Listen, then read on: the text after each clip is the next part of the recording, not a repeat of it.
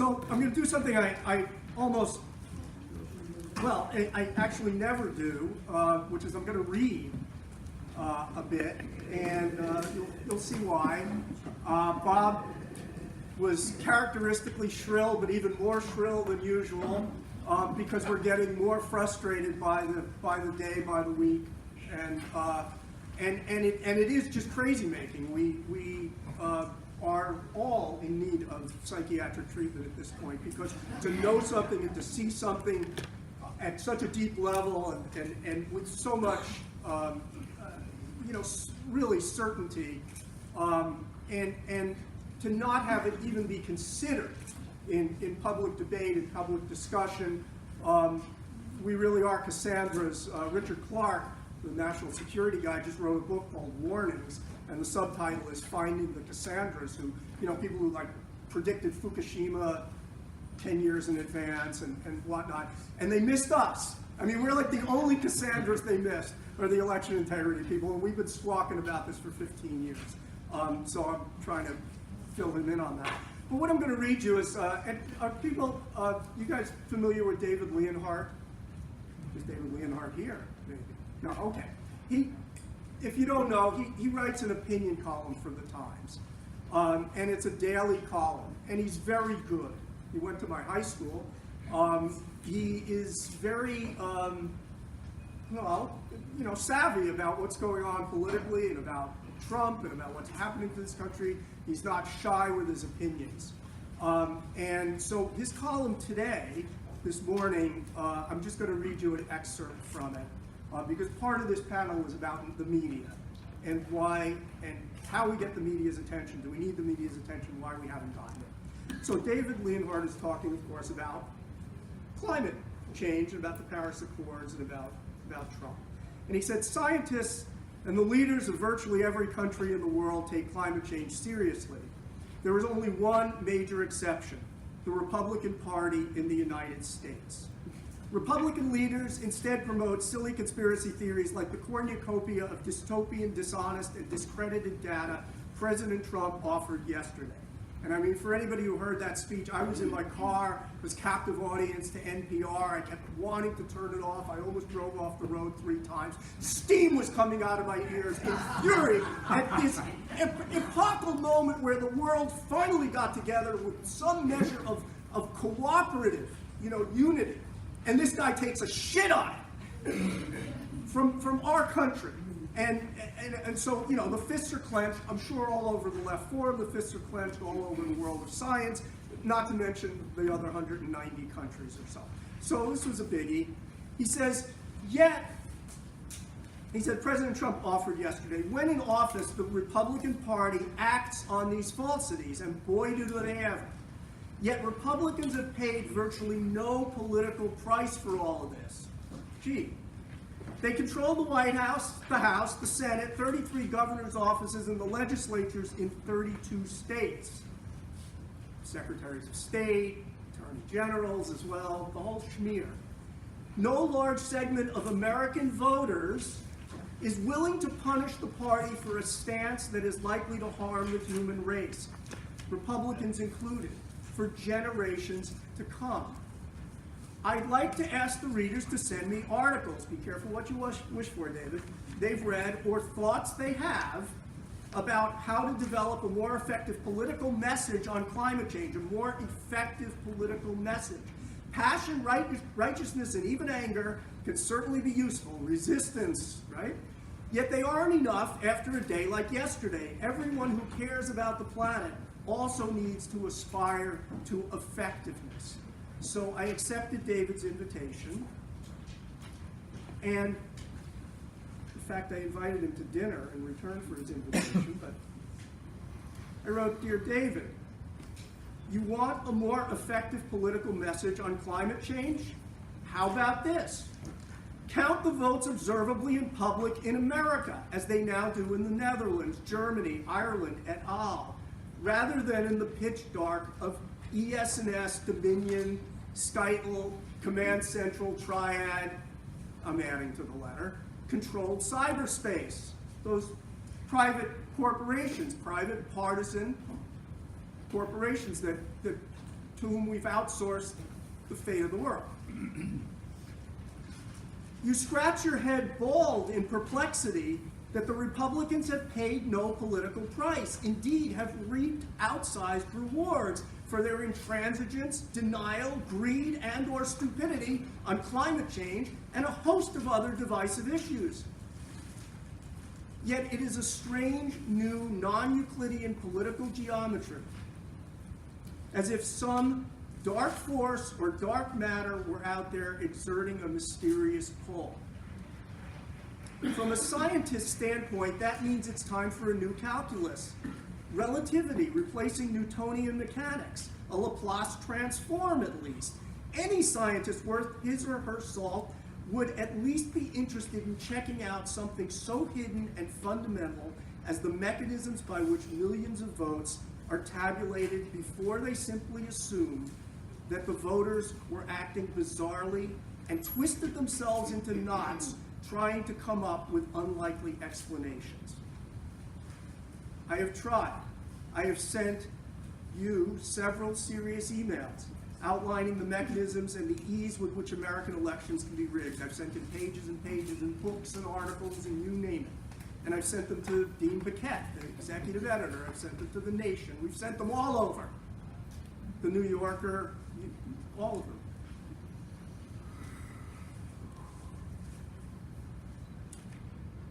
Outlining the mechanisms and the ease with which the American elections can be rigged. Evidence that that open invitation has been cheerfully accepted in fact, and pleased that you sound the alarm loud and clear in form of a clarion call for restoration of public observable vote counting. A rescue of this critical process from Dominion, ES&S, Hart-Skytle, SOE, Command Central, and for all we know, the Russians, and any other entity with a stake in control of the American political process, soon or sooner, in time for 2018. No response, no acknowledgement, even off the record. Like you, I received what I still feel was the most valuable part of my education at Horace Mann.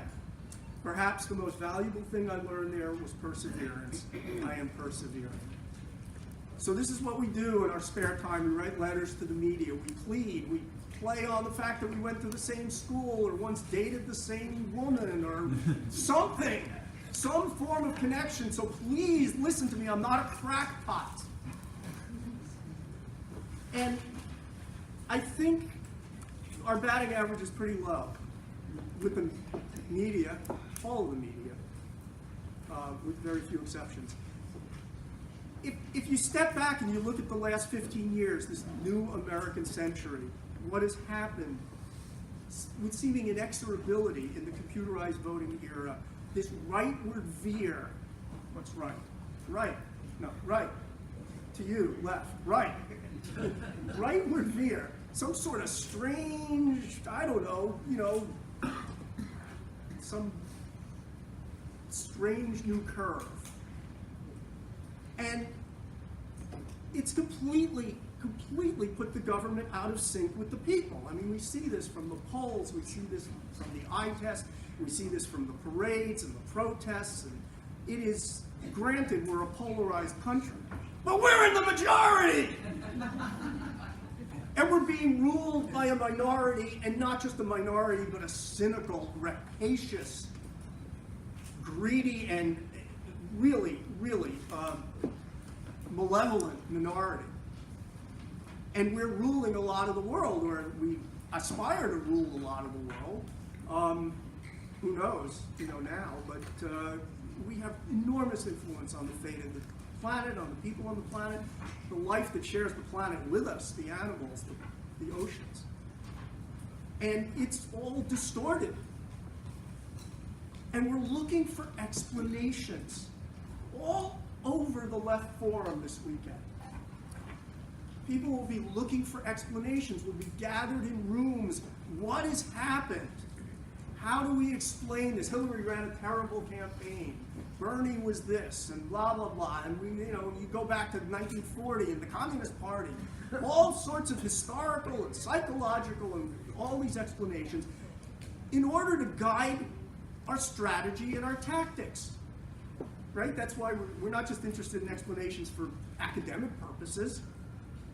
but only in this room.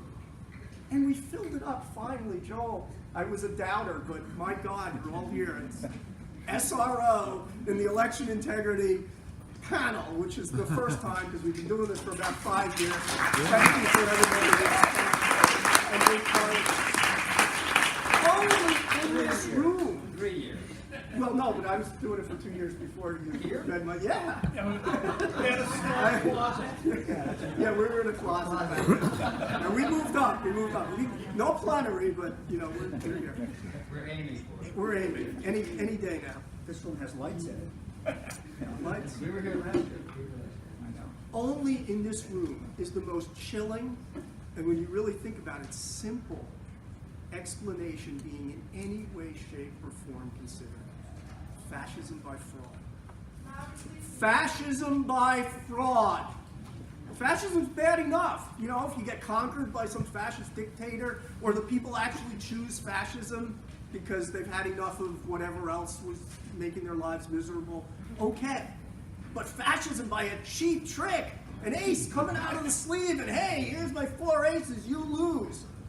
You lose, sit down, shut up, Sebastian Gorka, you lose. Stop, you got nothing to say. We won, you lost, go home.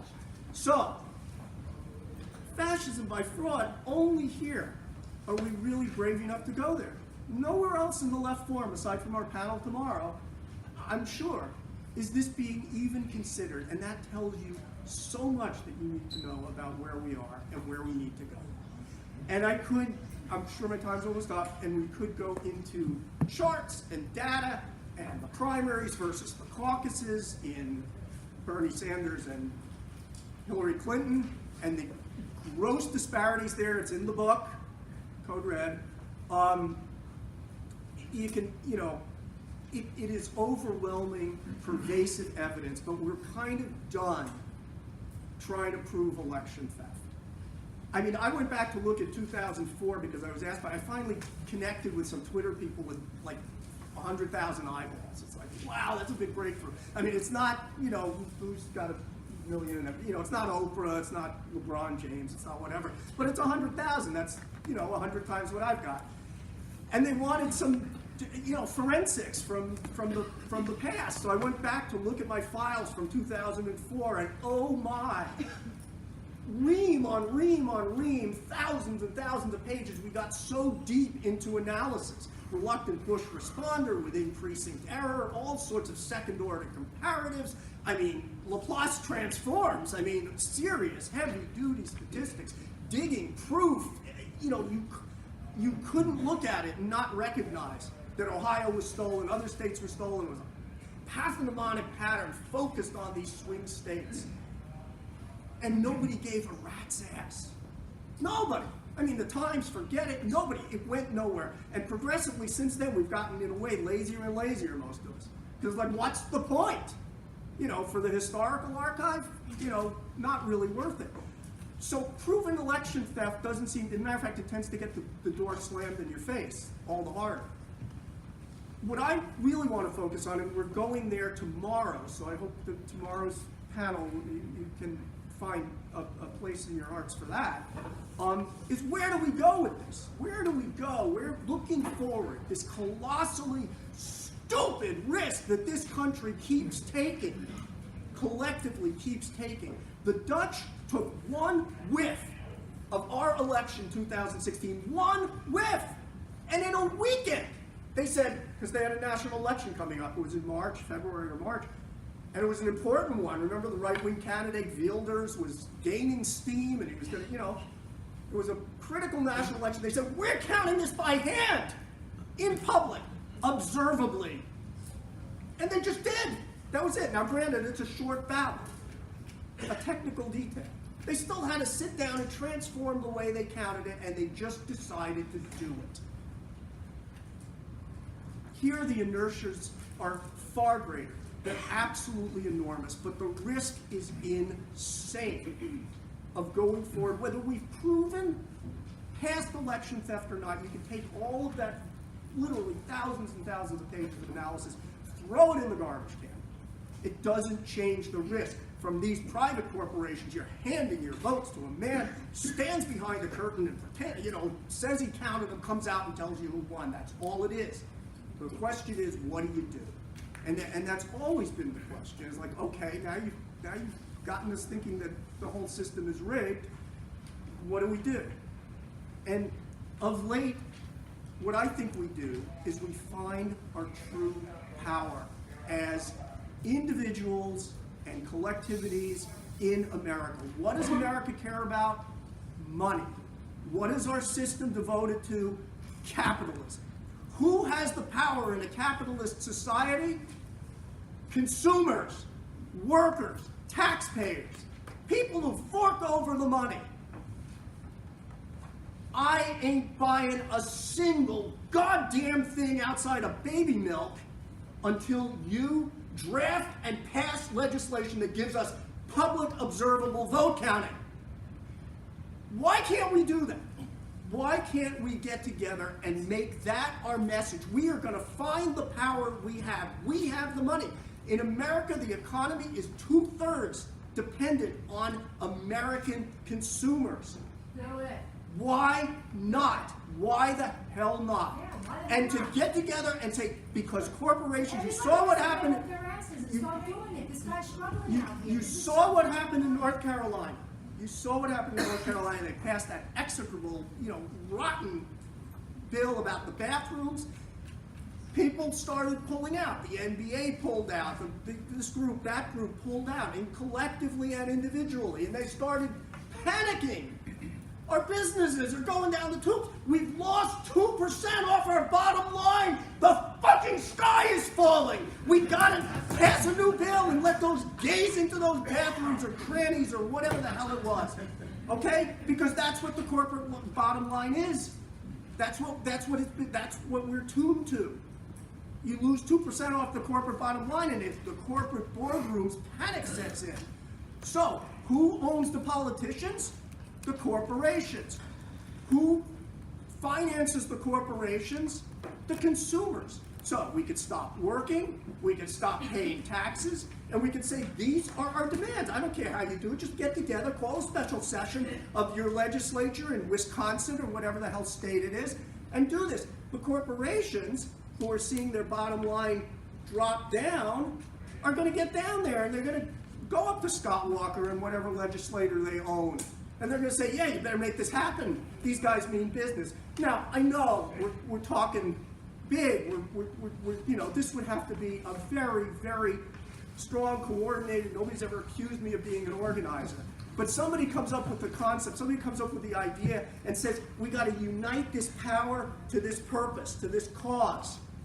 Because we have this power, and they are so afraid of this power. They go to bed every night praying that we don't discover that we actually have this power. Right now, you'd say our power would be, normally, you'd say the power is in the vote, right? You go to the, you get to go to the ballot box, and we have this periodic right of review every couple of years. They've taken that away. They've taken our sovereignty away. They've taken our vote, our ability to have votes counted fairly, honestly, and accurately away. That power is gone. So what's left? Armed revolution? Not something that I think most people would jump to. But we have something that is not violent, that is not even civil disobedience. It's capital disobedience. You're not getting my capital. So you first sell your stocks in those corporations because they're going to go down, and then you make a pledge. And why can't Move On do this? And why can't some of the organizations that are out there that are sending all these petitions around that are great but not particularly useful, petitions, parades, polls, what do they mean in the long run? They don't mean anything. It's got to happen in our elections. That's how you get rid of Trump. That's how you get rid of this infestation at every level of the political system, of this small minority. And, I just think that it is time. It is absolutely time that we got on that bus and we made this happen. And, anybody who has any sort of an organizing gene and wants to go out and go to their organization and say, hey, have we considered the use of economic clout, of economic muscle, of power that we have to do this, I would encourage you to do that, because that will then give us the power back, the sovereignty back that we had to exercise at the voting booth and have a democracy again. Thank you.